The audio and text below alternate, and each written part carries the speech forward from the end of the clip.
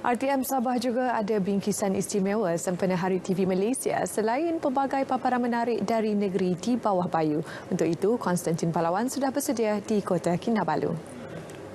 Silakan Konstantin.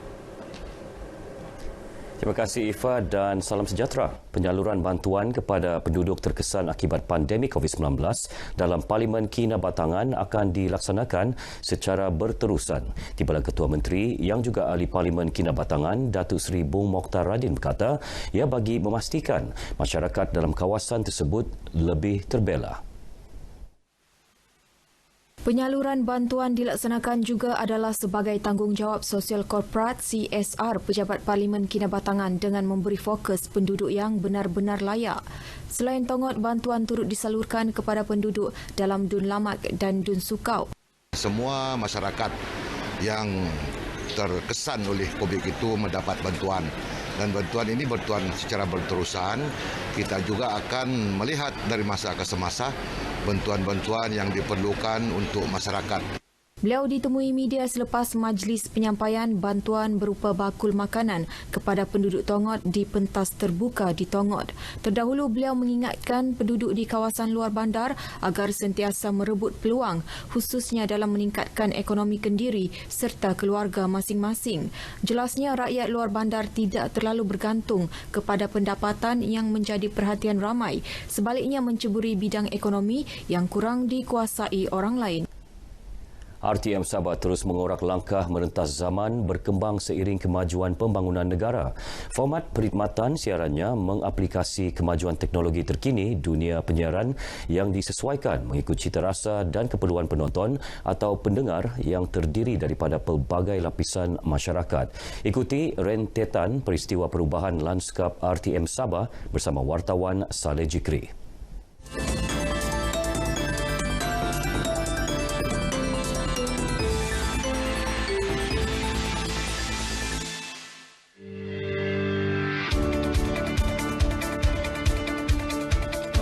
Bertitik tolak dengan kajian dan penubuhan ahli jawatan kuasa negeri pada 1968 serta komitmen dan sokongan padu Ketua Menteri Sabah ketika itu, Tun Datuk Mustafa Datuk Harun membawa kepada projek pembinaan Kompleks TV Malaysia Sabah di Bukit Nenas, Jalan Tuaran Sabah pada 18 Januari 1969. Siaran TV RTM Sabah terus melakar sejarah dengan kejayaan peralihan siaran TV analog ke siaran digital MyFreeview menerusi projek pendigitalan penyiaran nasional yang dilaksanakan Kementerian Komunikasi dan Multimedia Malaysia KKMM pada tahun lalu sekaligus membawa perubahan siaran TV yang lebih kondusif di negeri ini.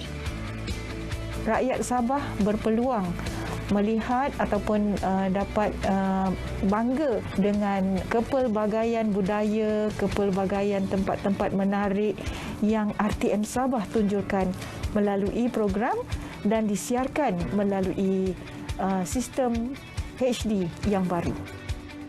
Pelaksanaan aktiviti rintis penutupan pemancar TV analog dijalankan pada 1 November tahun lalu. Kita ada 9 pemancar TV analog di premis RTM dan ada 6 pemancar TV analog di stesen pemancar Telekom. Perbezaan siaran TV di Sabah turut diakui bekas kaki tangan RTM. Mula-mula itu kami guna rekod piring hitam, DAT, CD. Sekarang kita boleh guna aplikasi Maya. Jadi itu yang saya nampak gitu ketara sekali kemajuan RTM khususnya di Sabah ini. Kita menggunakan secara manual typewriter. Tetapi pada masa kini di mana kita boleh menggunakan email. Golongan muda mula menyifatkan kecanggihan sistem teknologi digital siaran TV ini memudahkan mereka mengikuti perkembangan semasa secara lebih pantas selain boleh memuat turun aplikasi secara dalam talian. Dengan adanya teknologi yang semakin membangun ini, orang boleh akses menggunakan Facebook untuk melihat apa-apa program yang ditayangkan oleh RTM. Contohnya aplikasi mudah yang boleh dimuat turun iaitu RTM Mobile. Banyak info-info yang diberikan, lebih update berbanding dahulu lah. Sama info yang disampaikan tuh sampai dengan masyarakat. Makin pesat berkembang lah. Banyak informasi yang lebih maju dan teknologi lebih maju lagi daripada yang sebelum ni lah.